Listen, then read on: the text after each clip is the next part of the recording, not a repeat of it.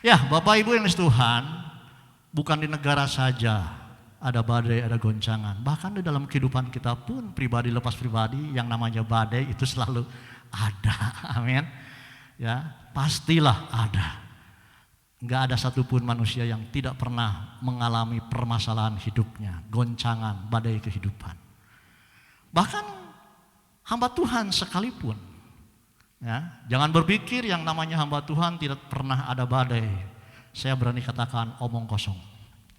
Yang namanya manusia hidup pasti mengalami yang namanya badai, goncangan, permasalahan. Amin. Ya. Tetapi kenapa dikatakan kalau dalam Tuhan dahsyat?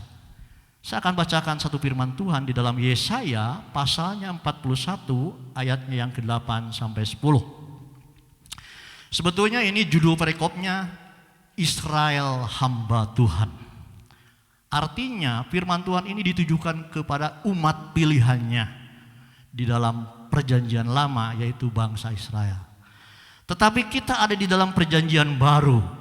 Kita juga adalah umat pilihan Tuhan, yaitu orang-orang yang percaya dan menerima Yesus Kristus sebagai Tuhan, sebagai Allah, sebagai juru selamat pribadi dalam kehidupannya. Berikan tepuk tangan bagi Tuhan. Amin. Dulu di dalam perjanjian lama, umat Israel pilihan Allah. Saudara saya sekarang di dalam perjanjian baru adalah umat pilihan Tuhan karena percaya Tuhan. Amin. Jadi firman Tuhan ini masih berlaku. Bukan hanya buat bangsa Israel, tapi buat saudara dan saya. Yuk kita baca firman Tuhan di dalam Yesaya 41 ayat 8 sampai 10. Tetapi engkau, hei Israel atau umat pilihan Allah, hambaku, hei Yakub yang telah kupilih, keturunan Abraham yang kukasihi, engkau yang telah kuambil dari ujung-ujung bumi dan yang telah kupanggil dari penjuru-penjurunya. Aku berkata kepadamu, engkau hambaku, aku telah memilih engkau dan tidak menolak engkau.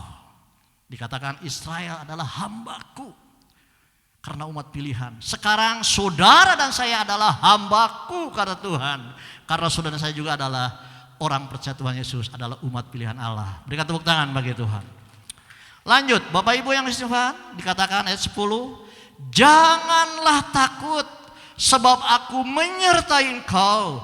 Janganlah bimbang sebab aku ini Allahmu. Aku akan meneguhkan, bahkan akan menolong engkau. Aku memegang engkau dengan tangan kananku yang membawa pada kemenangan. Berikan tepuk tangan bagi Tuhan sekali lagi.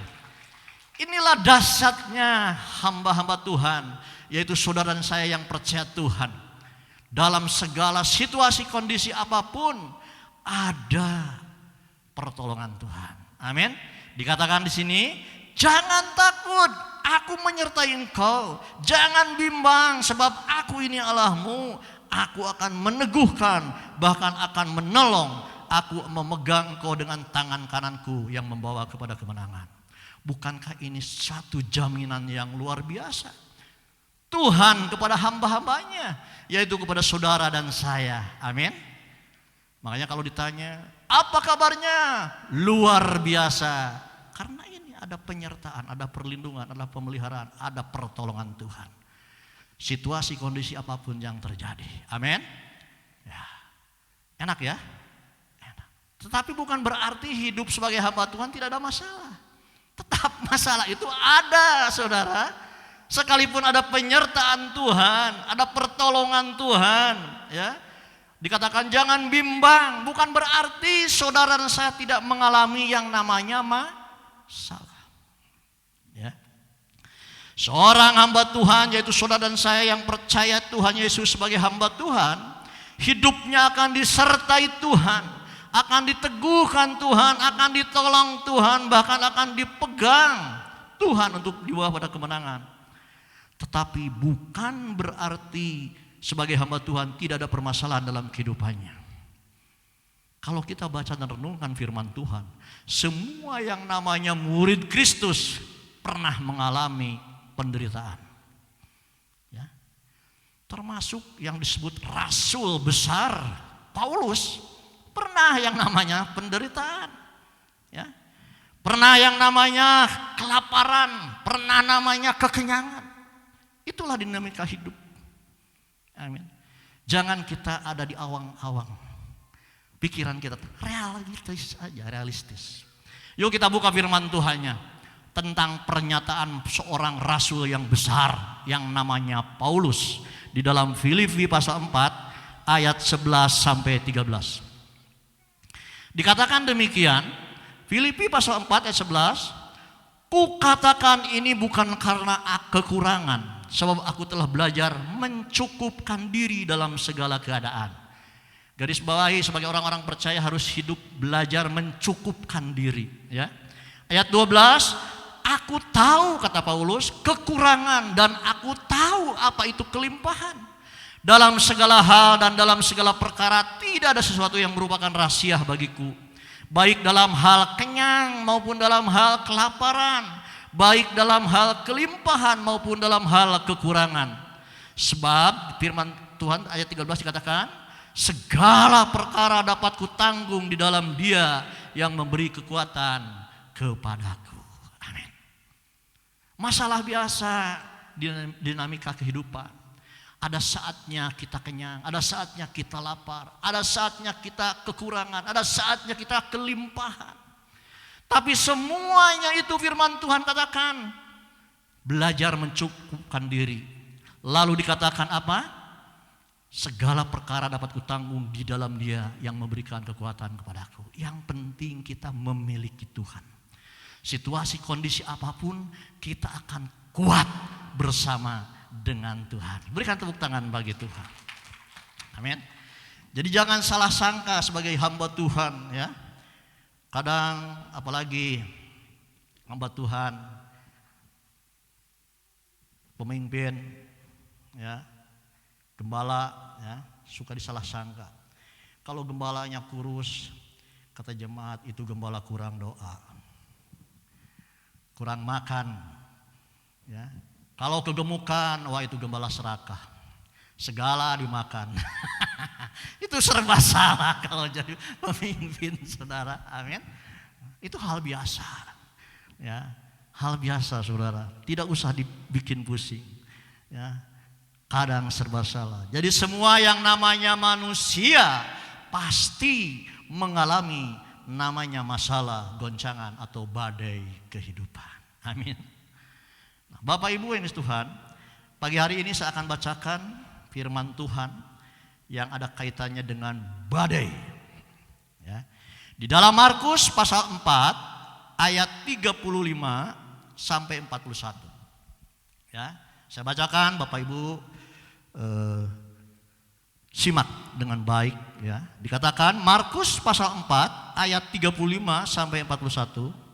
Pada hari itu, waktu hari sudah petang, Yesus berkata kepada mereka, kepada murid-muridnya nih, marilah kita bertolak ke seberang. 36, mereka meninggalkan orang banyak itu, lalu bertolak dan membawa Yesus beserta dengan mereka dalam perahu, di mana Yesus telah duduk dan perahu lain juga menyertai Dia. 37, lalu mengamuklah taupan yang sangat dahsyat dan ombak menyembur masuk ke dalam perahu sehingga perahu itu mulai penuh dengan air. Pada waktu itu Yesus sedang tidur di buritan di sebuah tila, maka murid-muridnya membangunkan Dia dan berkata kepadanya, Guru, engkau tidak peduli kalau kita binasa? Ia pun bangun menghardik angin itu dan berkata kepada danau itu, diam, tenanglah. Lalu angin itu reda dan danau itu menjadi teduh sekali. 40. Lalu Ia berkata kepada mereka, kepada murid-muridnya, mengapa kamu begitu takut? Mengapa kamu tidak percaya? Mereka menjadi sangat takut dan berkata seorang kepada yang lain, siapa gerangan orang ini sehingga angin dan danau pun taat kepadanya.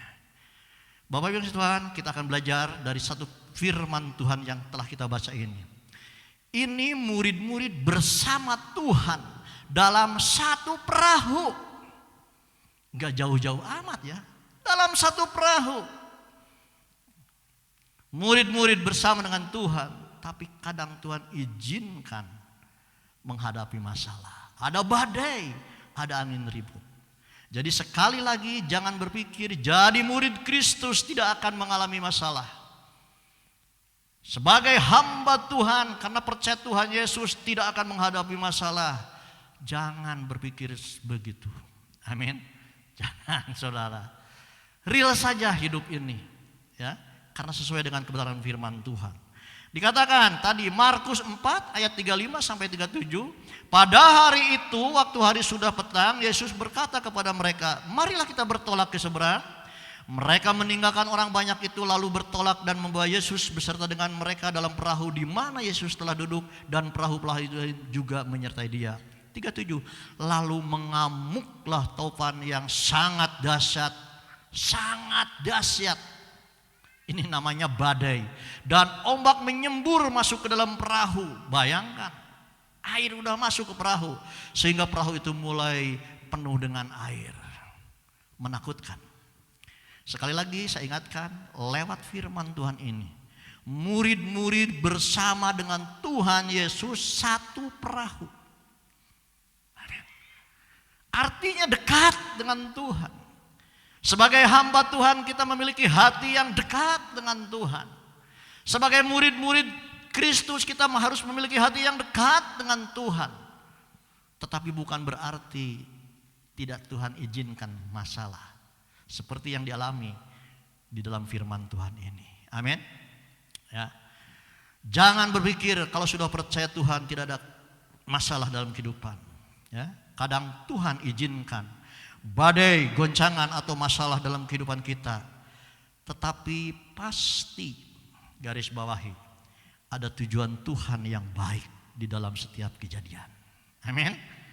Dalam setiap kejadian sekalipun tidak enak, kalau kita sungguh-sungguh di dalam Tuhan, ada tujuan Tuhan yang baik. Ya. Tapi Tuhan izinkan badai, goncangan, permasalahan atau percobaan tidak akan melebihi kekuatan kita. Tuhan tahu kekuatan pribadi lepas pribadi anak-anaknya. Jangan berpikir, wah kayaknya yang paling menderita ini saya, yang lain tidak seperti saya. Enggak, Tuhan tahu. Amin. Selama itu seizin Tuhan, itu tidak akan melebihi kekuatan yang Tuhan berikan ujian itu.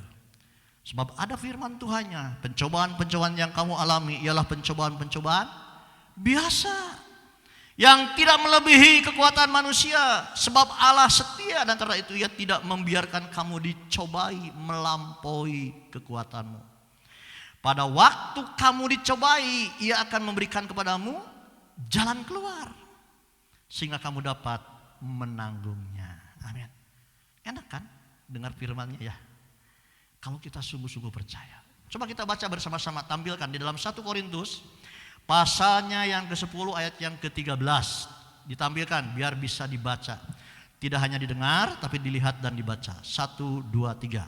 Pencobaan-pencobaan yang kamu alami ialah pencobaan-pencobaan biasa yang tidak melebihi kekuatan manusia. Sebab Allah setia dan karena itu Ia tidak akan membiarkan kamu dicobai melampaui kekuatanmu. Pada waktu itu, pada waktu kamu dicobai, Ia, yaitu Tuhan, akan memberikan kepadamu jalan keluar sehingga kamu dapat menanggungnya. Amin. Kalau yang dari Tuhan, ujian, ya, badai, masalah, pencobaan, itu ujian dari Tuhan. Tidak akan melebihi kekuatan kita. Dan kalau kita sungguh-sungguh dalam Tuhan, Tuhan berikan jalan keluar. Ya, sehingga kita dapat menanggungnya. Jadi pencobaan biasa, masalah biasa, badai biasa yang Tuhan uji dalam kehidupan saudara dan saya. Amin. Nah Bapak Ibu yang di Tuhan, bahkan sekalipun kita hidup berkenan di hadapan Tuhan bukan berarti tidak ada masalah. Ya. Karena kadang salah menyampaikan. Kalau kamu sungguh-sungguh dalam Tuhan, hidup berkenan di hadapan Tuhan, pasti hidup kamu aman, lancar. Mana firman-Nya? Yang jelas firman-Nya di dalam Mazmur pasal 37, tolong tampilkan, ayat 23 sampai 24. Mazmur 37, 23 sampai 24 dikatakan demikian. Tuhan menetapkan langkah-langkah orang yang hidupnya berkenan kepadanya. Kalau saudara dan saya hidup berkenan di hadapan Tuhan, maka setiap langkah kehidupan kita ditetapkan oleh Tuhan. Amin. Pentingkah hidup berkenan? Penting. Supaya saudara dan saya setiap langkah kehidupan kita ditetapkan oleh Tuhan. Dan kalau ditetapkan oleh Tuhan itu adalah yang terbaik. Amin. Tetapi ayat 24 dikatakan begini. Apabila ia jatuh, artinya ada juga jatuh. Ya, apabila ia jatuh tidak sampai tergeletak sebab Tuhan menopang tangannya. Amin. Artinya hidup berkenan di hadapan Tuhan. Setiap langkah kehidupan kita ditetapkan oleh Tuhan. Kadang Tuhan izinkan juga kita jatuh. Cuman kalau kita hidup berkenan dengan Tuhan, sekalipun jatuh tidak akan tergeletak. Amin. Tuhan akan angkat lagi.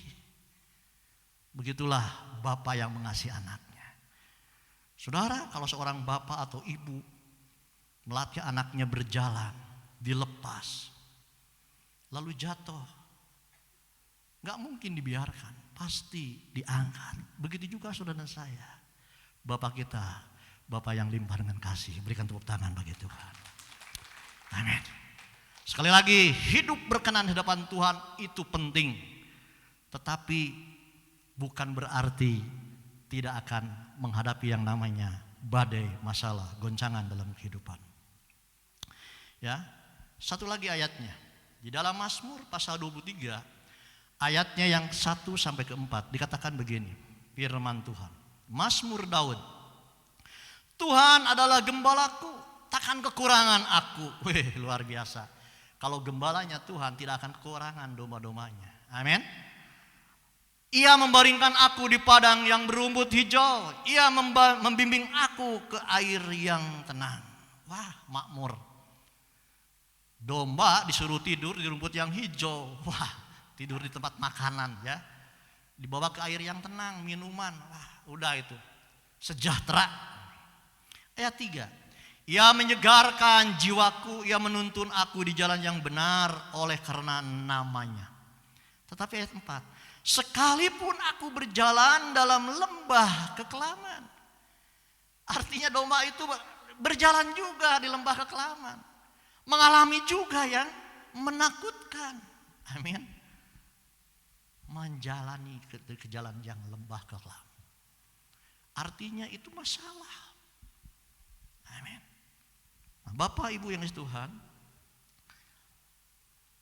dikatakan sekalipun aku berjalan dalam lembah kekelaman, aku tidak takut bahaya. Bedanya orang yang dalam Tuhan, ketika masuk dalam hal-hal yang tidak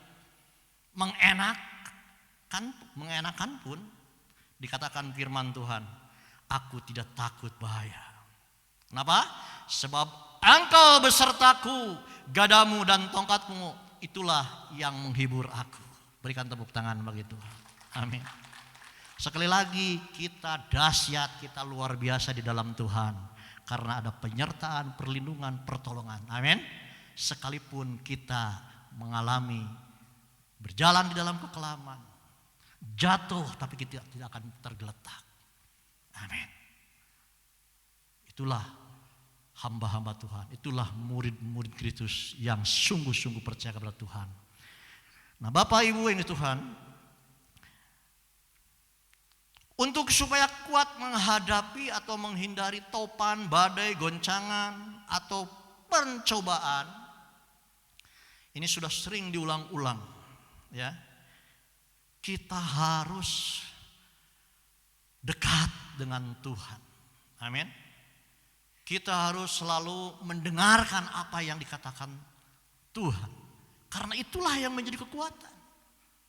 Apa yang dikatakan Tuhan adalah firman-Nya. Itulah yang menjadi kekuatan bagi saudara dan saya. Ketika ada badai, ada topan. Ketika kita sungguh-sungguh mendengarkan firman-Nya, melakukan apa yang difirmankannya.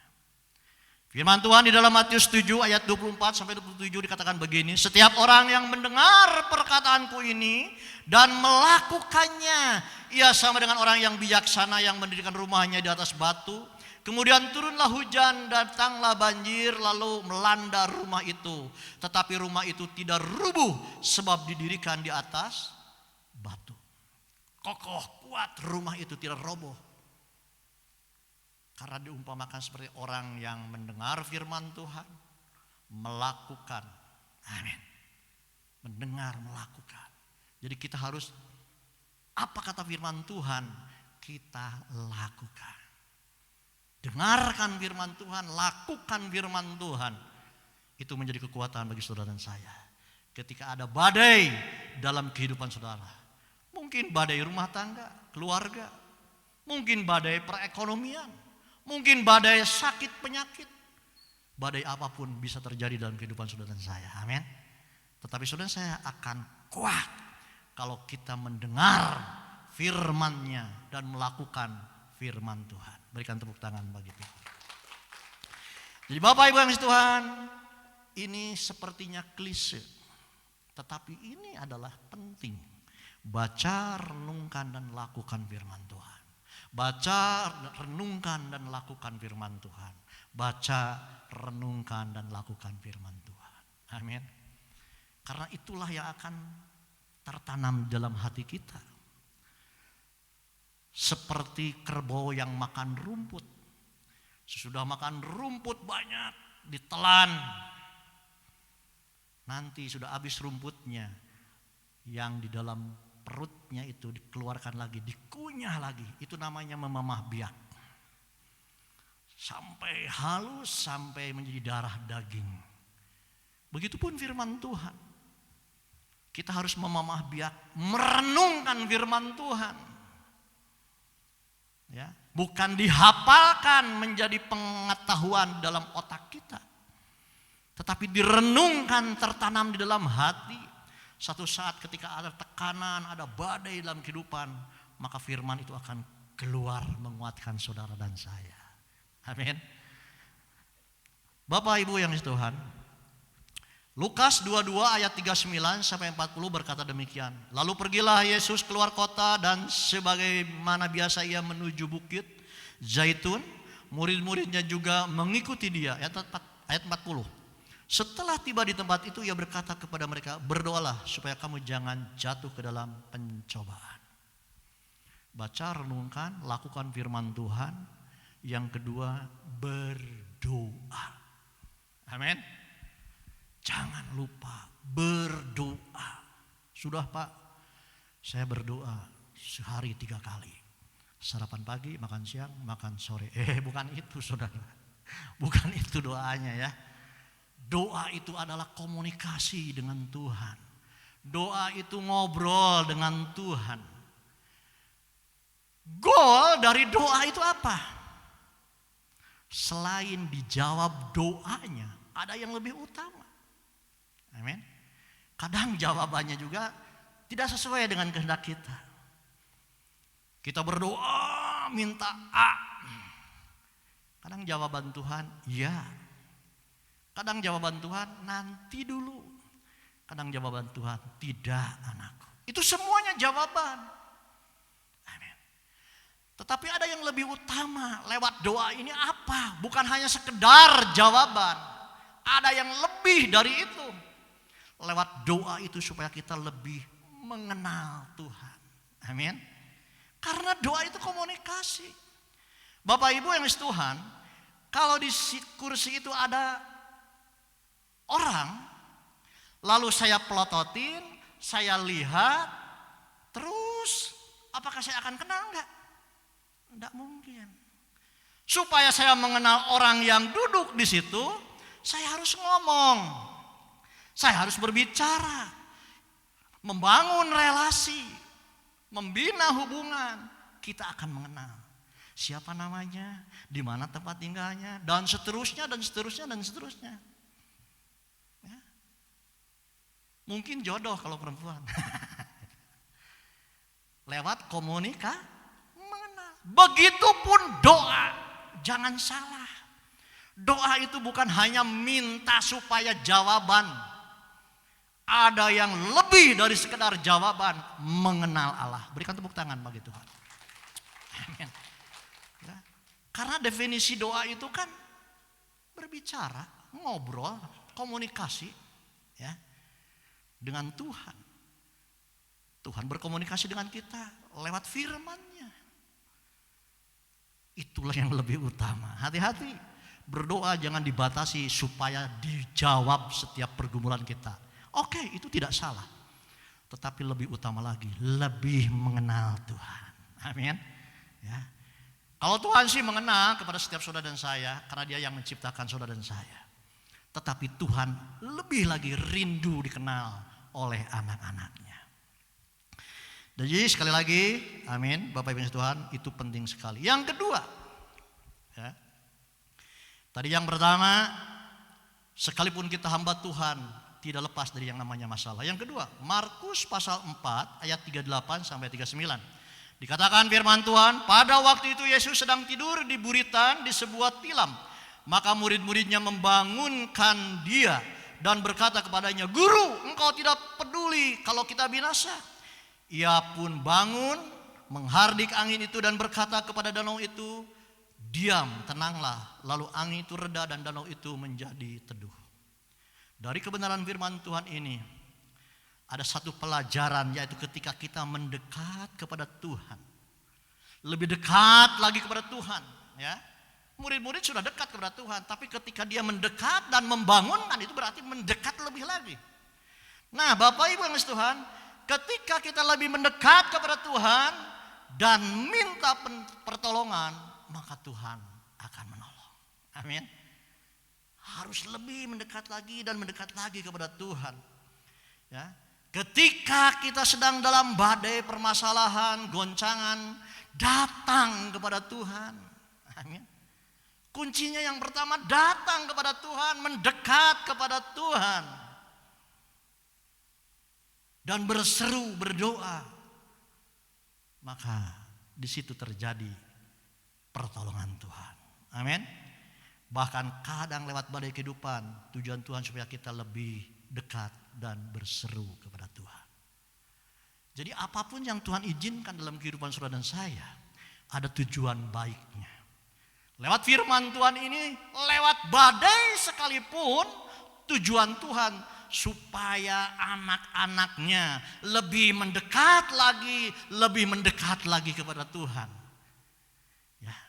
Kadang lewat badai kita lebih dekat kepada Tuhan dibandingkan dengan lewat kelimpahan.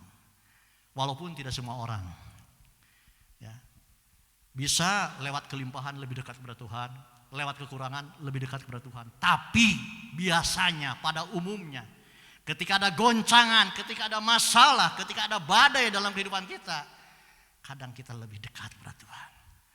Amin. Keur sagala aya mah poho ka Gusti teh. Gusti saya duit.